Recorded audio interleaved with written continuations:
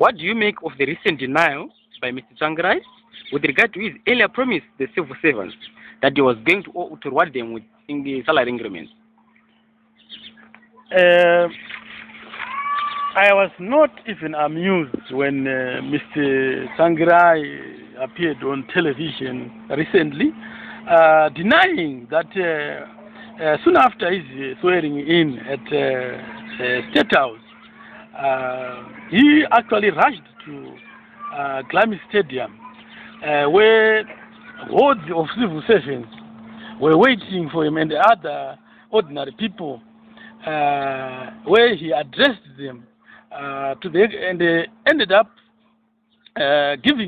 making such empty promises, like promising the civil servants that he is now a prime minister. He is going to increase civil servants' salaries. They are not going to have any problem now that he is now in government. But what did not surprise me was that I had really followed Mr. Tsvangirai's statements for quite a long time. There is really nothing that he gives as a statement trying to show that he is working for the interest of the people of Zimbabwe, which he actually defended by delivering the results. Now, in this particular issue we are talking about, the civil servants' salaries, he recently really represented some facts. He remained so economic with the truth when he says he actually promised the $100 US dollar salary to the civil servants. In actual fact, the $100 which the civil servants are still getting today was actually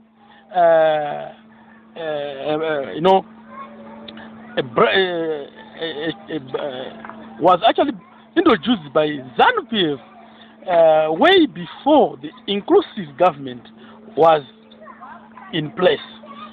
The acting finance minister, Comrade Patrick Chinamasa, in fact, is the one who said civil servants were now going to get $100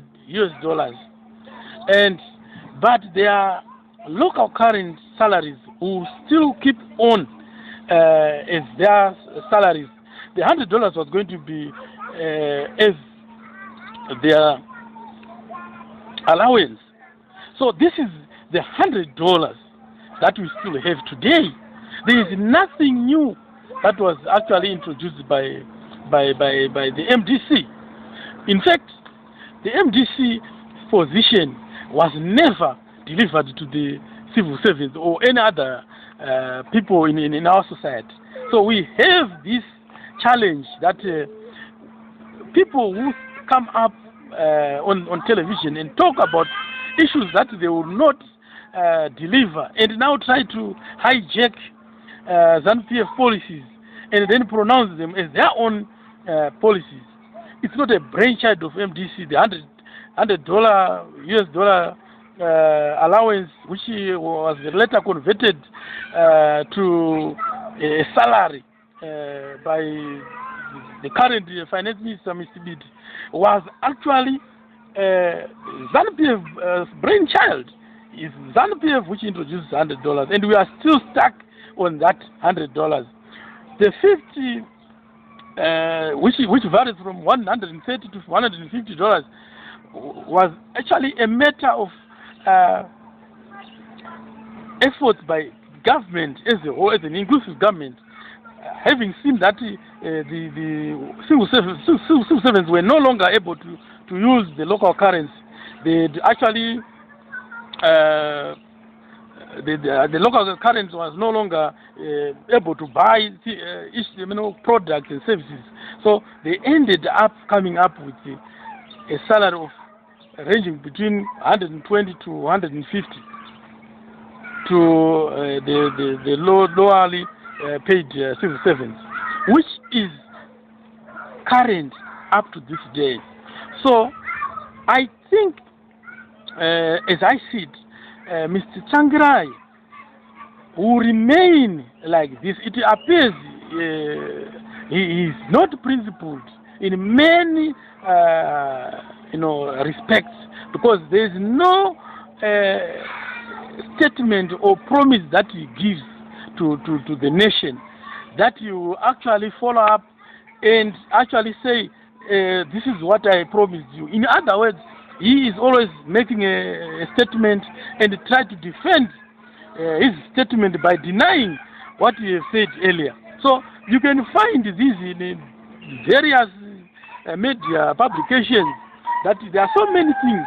You will find that when Mr. Tsvangirai said the Zimbabwe, South Africa must cut electricity, must cut transport system with Zimbabwe.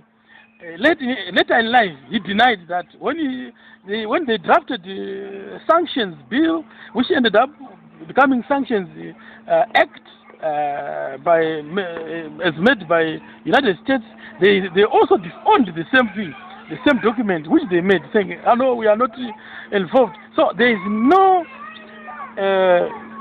act or activity or any sort of promise that he honors at any given time.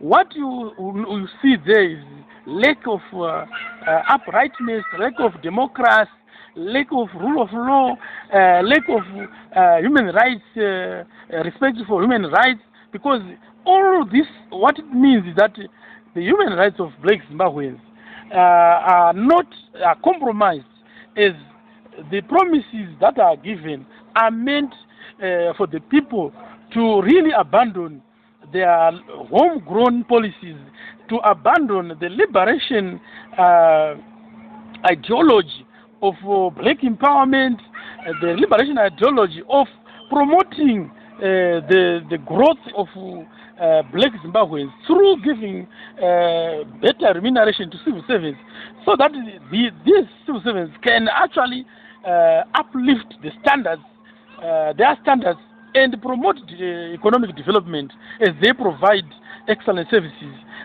for the country. So this is a sign that MDC is not by any chance representing Zimbabwean position or interest, but really trying to divert the attention of all Zimbabweans to focus on the interests of Britain, the interests of America, the interests of the West, which do not really, have any substance to the lives of all black Zimbabweans. So I can say Mr. Tsvangirai is not principled. It shows that he is not principled. He does not look back on what he would have said and what is currently taking place. I thank you.